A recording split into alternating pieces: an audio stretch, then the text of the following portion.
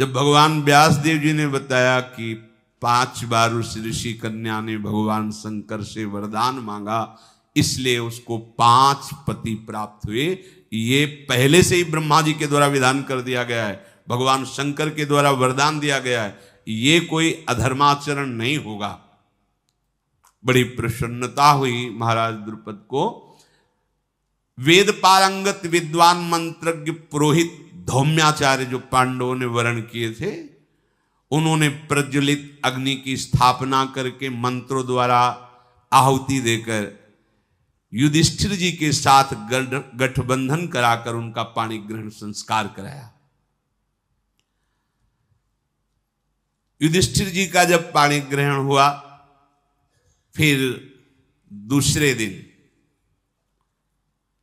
एक एक करके सबका, 5 पांडवों का पाणी एक एक दिन, आज युधिष्ठिर जी का, फिर भीम जी का, फिर अर्जुन जी का, फिर नकुल जी का, फिर सहदेव जी का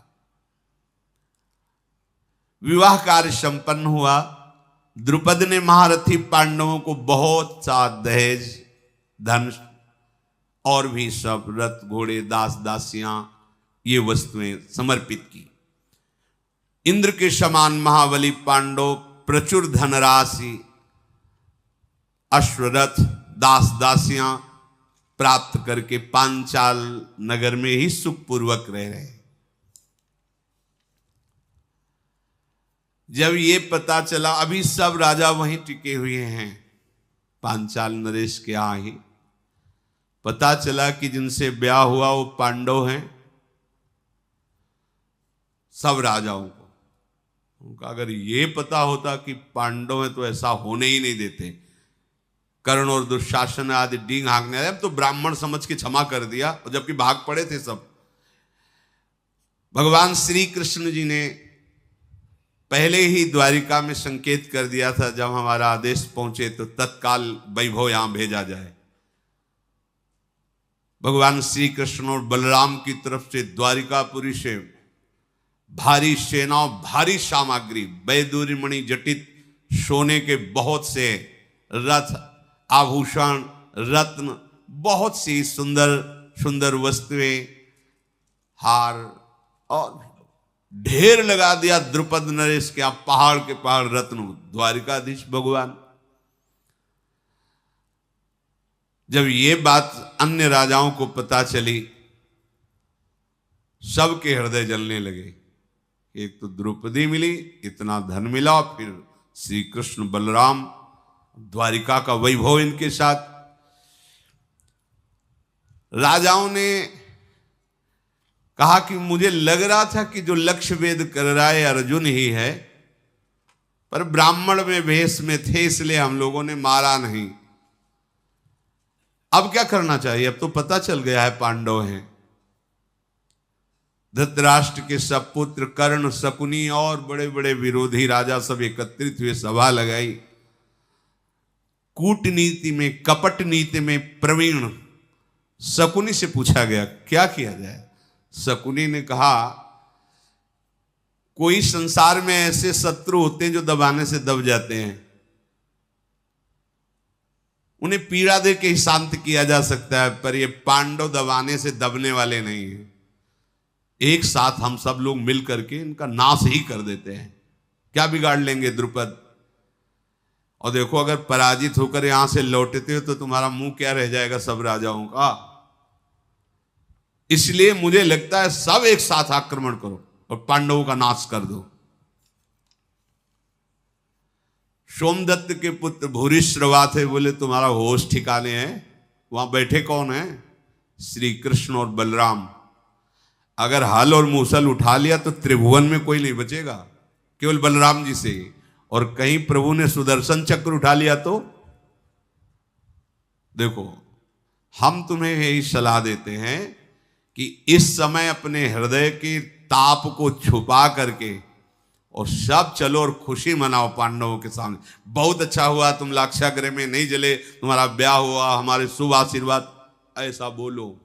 लड़ाई की तो बात ही नहीं, नहीं तो श्री कृष्ण बलराम है और फिर ये पांडव हैं, ऐसे वैसे वीर नहीं हैं। ये बात सबको अच्छी लगी कि हाँ, इस समय संधि ही ठीक बात है। तुम्हें पता होना चाहिए, विपुल प्रभाव शक्ति से संपन्न हो चुके हैं पांडव, मंत्र शक्ति ब्राह्मणों से और उत्साह शक्ति श्री कृष्ण से और प्रचुर संपत्ति शक्ति द्रुपद और बलराम जी से उनको प्राप्त हो चुकी है। धृतराष्ट्र के पुत्र दुर्योधन आदि ने यही भी उचित समझा। सब गए और कहा कि हम लोगों को बड़ा दुख था जब आप लाक्षागृह में सुना कि जल गए, चलो आप बच गए, बड़ा अच्छा हुआ, बड़ी खुशी की बात, हम लोगों को गर्व है कि हम कुरुवंशी विजय को प्राप्त हुए, महाराज द्रुपद हमारे रिश्तेदार हुए। भीम दुर्योधन की तरफ देखा, कर चालबाज, अगर अकेले में मिले तो तुझे बताए, पूरे के पूरे परिवार को नष्ट करने का प्लान, अब आके मीठी मीठी बातें कर रहा है। सब राजाओं ने संधि भावना से महाराज युधिष्ठिर जी से मिले। स्वयंवर समाप्त हुआ, द्रौपदी ने पांडवों का वरण किया, सब राजा संधि करके अपने अपने देश को गए।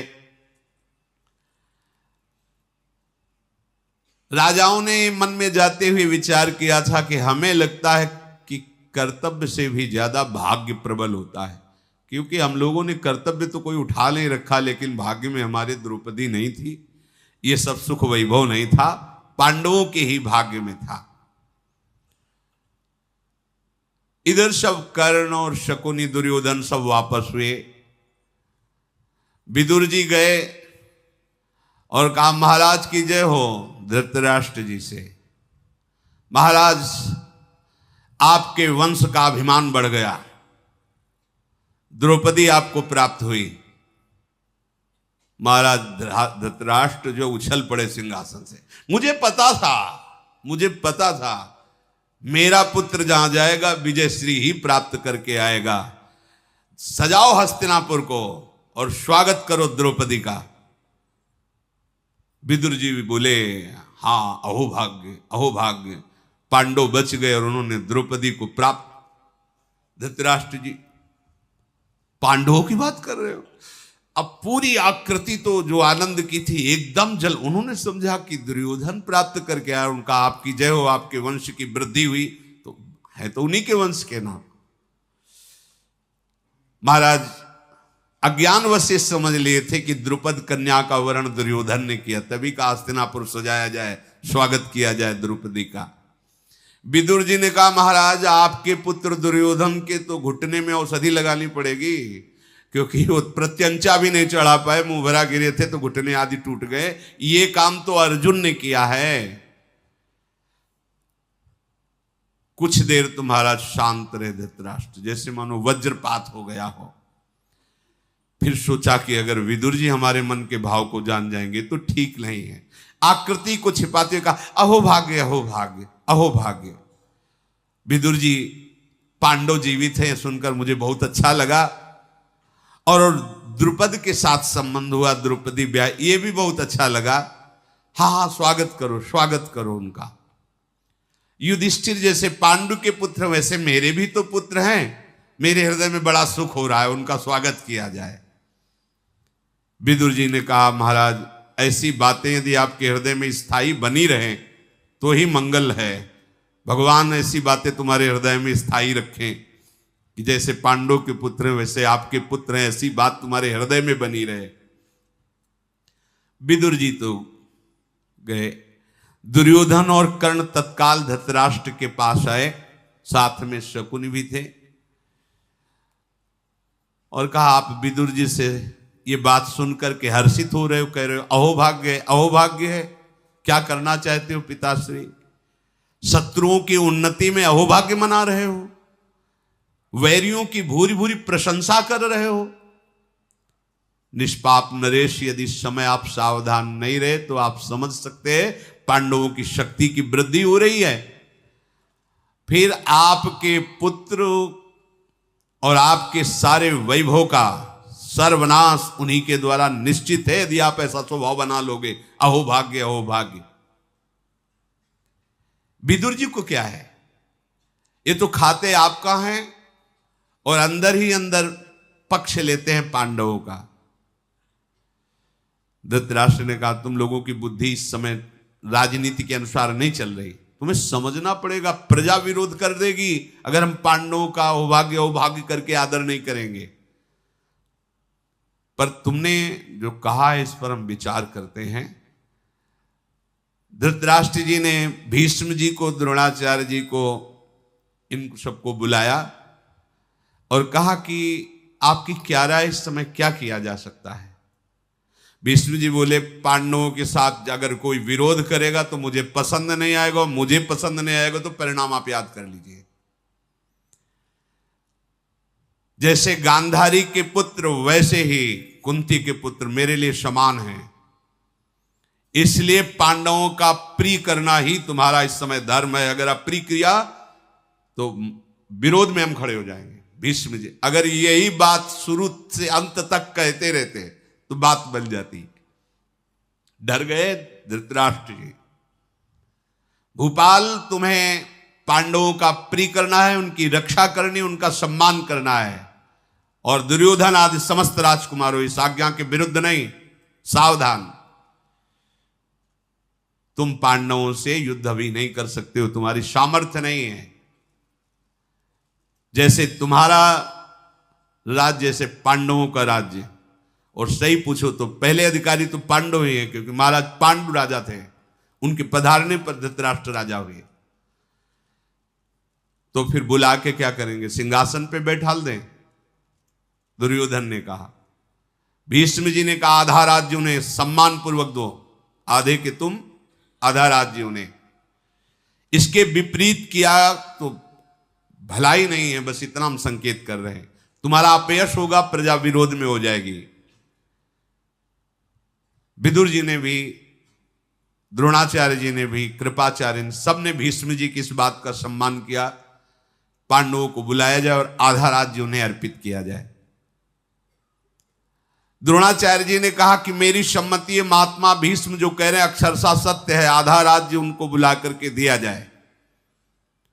यहां से कुछ भेंट देकर द्रुपद के पास भेजा जाए और कहा जाए कि बड़ा सौभाग्य हुआ, आप हमारे रिश्तेदार बने, अब हम अपने परिवार को सम्मान के साथ ले जा रहे हैं। ऐसा कह के द्रौपदी और पांडवों को यहां हस्तिनापुर लाया जाए और उनको आधा राज्य दिया जाए। कर्ण को थोड़ा बुरा लगा था।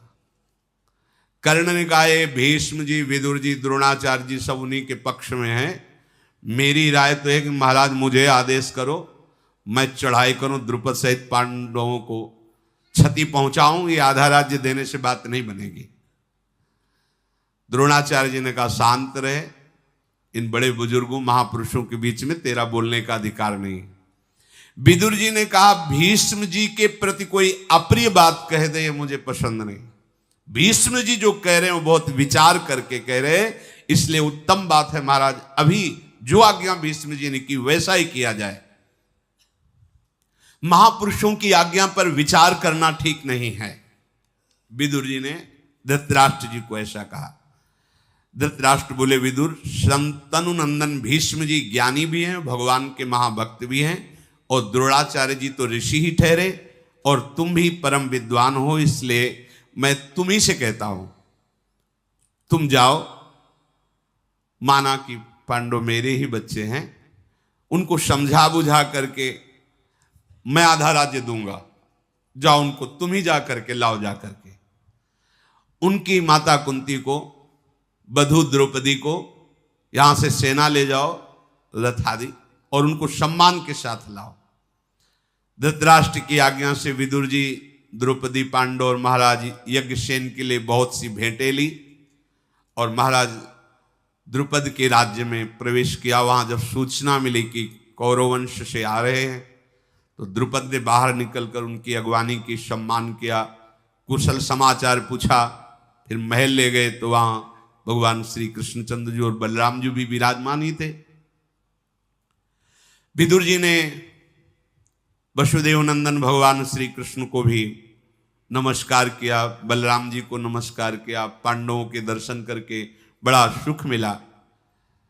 विदुर जी ने कहा कि बड़ी प्रसन्नता हो रही है, कुंती जी आपको और आपके पुत्रों को सुरक्षित देकर भगवान सदैव ऐसी सुरक्षा करते रहें। पर महाराज धृतराष्ट्र को बहुत सुख मिला है। द्रुपद जैसे संबंधी बने, द्रौपदी जैसी बहू मिली, ये रत्न आदि भेंट दिए हैं द्रुपद को। और हमारी प्रार्थना है कि आप सब अपने महल हस्तिनापुर पधारें। पत्नी सहित पांडवों को हस्तिनापुर से चलने के लिए शीघ्र आज्ञा दीजिए, ऐसा द्रुपद से विदुर जी ने प्रार्थना की। द्रुपद बोले, महात्मा, पांडवों का हमारे नगर से जाना अच्छा नहीं लग रहा है, पर जैसा आप आज्ञा करेंगे। युधिष्ठिर जी ने कहा कि हम आपके अधीन हैं, जब कभी जहां जैसी आज्ञा होगी हम आपकी आज्ञा का पालन करेंगे, पर भगवान श्री कृष्ण की क्या राय इसमें जान लें। तब भगवान श्री कृष्ण ने कहा, मुझे तो तुरंत इसी समय हस्तिनापुर जाना अच्छा लगता है। बस भगवान की आज्ञा हुई। महात्मा द्रुपद आज्ञा पाकर पांडवों को, द्रौपदी जी को, कुंती जी को और स्वयं भगवान श्री कृष्णचंद्र जी, विदुर जी, ये सब हस्तिनापुर की तरफ चले। जब धृतराष्ट्र ने सुना कि श्री कृष्ण भी आ रहे हैं और पांडव भी आ रहे हैं, तो उनका घबराहट पैदा हो गई हृदय में। विकर्णाद, धनुर्धर और चित्रसेन, द्रोणाचार्य, कृपाचार्य, इन सबको भेजा, अगवानी कीजिए। पांडवों की अगवानी हुई। नागरिक तो सुनी चुके थे कि वारणावत में भस्म हो गए, पर जब सुना ब्याह करके आ रहे, पूरी प्रजा टूट पड़ी दर्शन के लिए। महाराज युधिष्ठिर और पांडवों के दर्शन करके खूब प्रजा ने आशीर्वाद दिया, और प्रजा के हर व्यक्ति से कुशल प्रश्न पांडव कर रहे हैं। जब महल में पहुंचे तो कुंती जी ने प्रणाम किया गांधारी जी को, बड़ी हैं, और कहा, बहू प्रणाम करो, ये हमारी पूज्य हैं। जब द्रौपदी जी ने गांधारी जी को प्रणाम किया और गांधारी जी ने द्रौपदी को हृदय से, जीवी हृदय से लगाया, अलग हट गई। हृदय से लगाते ही अनुभव हुआ कि हमारे पुत्रों की मृत्यु आ गई है। ये द्रौपदी नहीं, ये साक्षात हमारे देवी हैं गांधारी, पातिव्रत धर्म से युक्त है। जो ही हृदय से लगाया, छोड़कर हट गई। तुरंत अनुभव हुआ कि ये द्रौपदी मेरे पुत्रों की साक्षात मृत्यु आई है। अब तो हृदय एकदम घबराहट पैदा हो गया। गांधारी ने तुरंत विदुर जी को बुलाया और कहा, मेरे महल में रखने की आवश्यकता नहीं, इनको यहां सुख नहीं मिलेगा, इनको महाराज पांडु के महल में सुख मिलेगा। तुरंत द्रौपदी, कुंती को पांडु के महल में पहुंचाया जाए। एकदम असहनशीलता गांधारी जी के मन में प्रकट हुई, वहां सुखपूर्वक रहेंगे। विदुर जी समझ गए। विदुर जी ने कहा, हाँ हाँ, आपकी आज्ञा शिरोधार्य है, महाराज पांडु का महल बहुत समय से खाली पड़ा है, वहां विराजमान हुए। फिर धृतराष्ट्र ने महाराज युधिष्ठिर को पास बुलाया और कहा, बेटा ध्यान से सुनो, वैसे तो मुझे बहुत प्यारे हो, मैं हृदय की बात कहता हूं। मेरा ये दुर्योधन जो है ना, ये बहुत दुष्ट है, दुरात्मा है, पर मुझे इतना इससे प्यार है कि मैं इसे त्याग नहीं सकता। ये मैं धर्म से युक्त होकर बोल रहा हूं। तुम तो मेरी आज्ञा के पालन में हुई हो। मेरे मन में आता है तुम हस्तिनापुर में मत रहो, नहीं तो फिर ये कोई षड्यंत्र रचेगा तुम्हारे नाश का। मैं जानता हूं ये दुष्ट है, पर मैं इसके मोह का त्याग नहीं कर पा रहा हूं। हृदय से कहता हूं, मैं तुम्हें बहुत प्यार करता हूं, पर इसी की दुष्टता के कारण मैं तुम्हारे साथ प्यार का बर्ताव नहीं कर पा रहा हूं। मेरी आज्ञा है, तुम हस्तिनापुर छोड़ दो और खांडोप्रस्थ में चले जाओ, वहां का राज्याभिषेक मैं तुम्हारे लिए कर। एक घर नहीं खांडोप्रस्थ में, एक व्यक्ति नहीं, घोर जंगल उजड़ा हुआ पड़ा है। यद्यपि पूर्ववंशियों की राजधानी रही खांडोप्रस्थ, वहां रहते समय तुम्हें कोई बाधा नहीं पहुंचा सकता।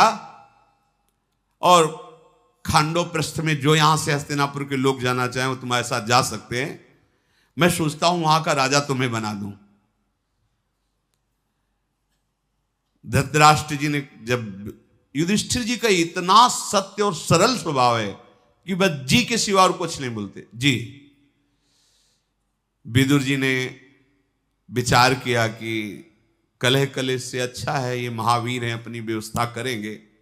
विदुर जी ने कहा कि महाराज क्या आज्ञा है, तो उनका राज्याभिषेक लाओ, अभी कर देते। एक घर नहीं है खांडोप्रस्थ में, एक भी घर, और वहां का राज्याभिषेक युधिष्ठिर जी का कर रहे हैं और कह रहे हैं मैं तुम्हें बहुत प्यार करता हूं, अब विलंब नहीं करना चाहिए, तुम्हारा हमने राज्याभिषेक कर दिया, छोड़ो हस्तिनापुर और जाओ खांडोप्रस्थ। विदुर जी मुस्कुराए क्योंकि उनको सब पता था, पर वो ये जान के कि जिसके साथ भगवान श्री कृष्ण हैं अमंगल नहीं हो सकता।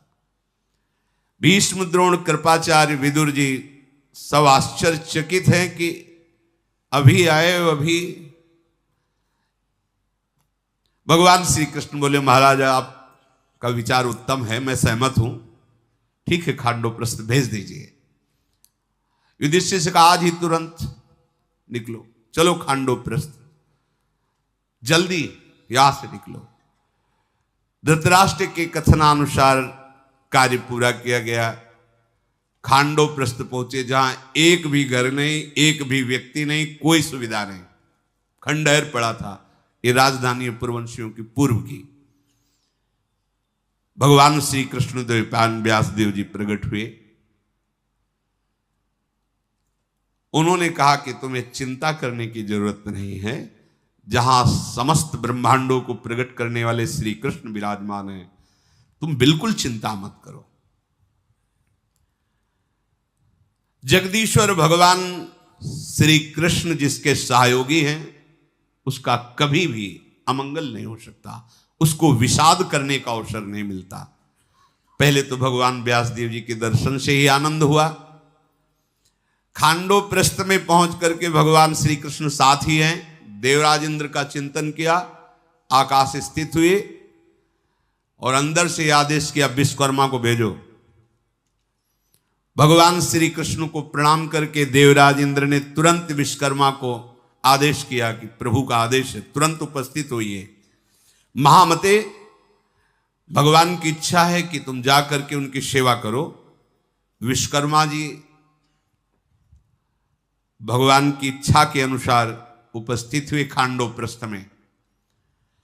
भगवान श्री कृष्ण ने कहा विश्वकर्मा, देवराज की अमरावतीपुरी जैसी है वैसे खांडोप्रस्थ का निर्माण करो।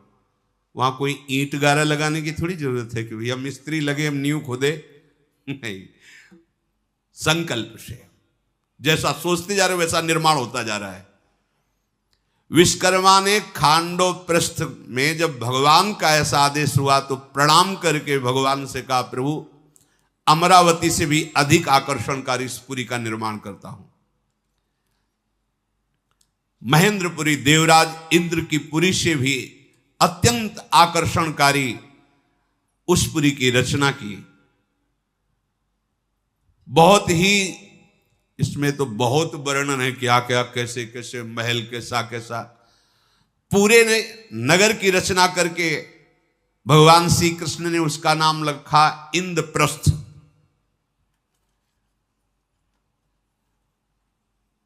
महान धनुर्धर पांडवों के द्वारा इंद्रप्रस्थ में गृह प्रवेश।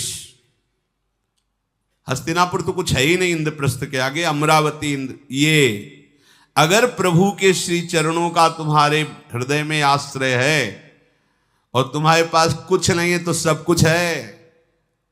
अगर प्रभु के चरणों का आश्रय नहीं हो, तुम जिसे सब कुछ मान रहे हो तो कुछ नहीं है, समझ लो। बार बार सत्संग में, शास्त्रों में, महापुरुषों में यही खास बात पाई गई है। भगवान का आश्रय, भगवान का भजन है तो सब कुछ है। कुछ ना होने पर भी देवराज की पुरी, स्वर्ग लोक बहुत ही सुखद है, लेकिन स्वर्ग लोक में भी अत्यंत सुखद अमरावती है। ये देवराज इंद्र की राजधानी है, लेकिन अमरावती से भी अधिक आकर्षणकारी विश्वकर्मा जी ने इंद्रप्रस्थ नगर की रचना की। पांडव उसमें विराजमान हुए। महाराज युधिष्ठिर का राज्याभिषेक तो खांडोप्रस्थ के लिए, यहां के राज, हस्तिनापुर कुछ नहीं, इंद्रप्रस्थ के सामने। भगवान श्री कृष्ण ने पांडव से कहा विश्वकर्मा की पूजा करो, इन्होंने तुम्हारे लिए नगर का निर्माण किया। फिर सबसे सम्मान पाकर विश्वकर्मा जी अंतर्ध्यान हुए। व्यास जी भी सम्मान प्राप्त करके अंतर्ध्यान हुए। राज्याभिषेक होने पर युधिष्ठिर जी ने भगवान श्री कृष्ण से कहा वृष्णिनंदन, आपको पता है कि मेरे हृदय में सिर्फ आपके सिवा और कुछ भी नहीं है। मेरे धन आप हो, मेरे प्रिय आप हो, मेरे जीवन आप हो। मुझे इस राज्य से नहीं, आपसे है। आप सदैव हम पर अपना कृपा प्रसाद रखिए। मुझे ये धन धान से राष्ट्र, ये राजा पद आप कर रहे हैं तो ठीक है, आपसे बढ़कर नहीं है। हे महामते, आपकी कृपा से हम लोगों की चित्तवृत्ति सिंहासन पर नहीं, आप पे रहे। आप सदैव ऐसी कृपा करना। हे माधव, मैं आपसे प्रार्थना करता हूं कि जैसे आप अभी प्यार कर रहे हैं, ऐसे अंत समय में भी प्यार करना। हम पांडवों की अंतिम गति आप ही हो, आपके सिवा नहीं।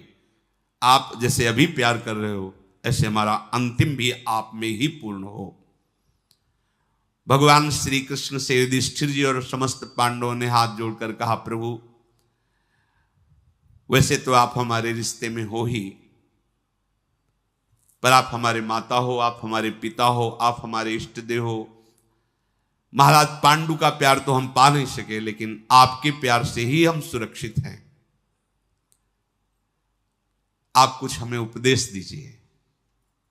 प्रभु ने कहा, हम केवल सारांश में इतना उपदेश करते हैं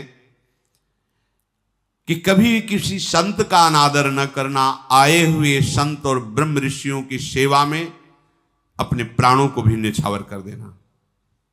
यही हमारी प्रसन्नता का एक ही उपाय है। जो हमारे भक्त जन हैं, जो संत जन हैं, जो ऋषि जन हैं, इनका कभी अनादर मत करना। आ जाएं, अगर प्राण मांगे तो प्राण भी दे देना। और कुछ ही समय में देवर्षि नारद जी को मैं भेज रहा हूं, वो तुम्हें कुछ बातें बताएंगे और आजीवन उन बातों का तुम पालन करना, तो कभी भाई भाई में विग्रह नहीं होगा। ऐसा कहकर भगवान ने इंद्रप्रस्थ में पांडवों को विराजमान करके उनसे अनुमति ली और वो द्वारिकापुरी के लिए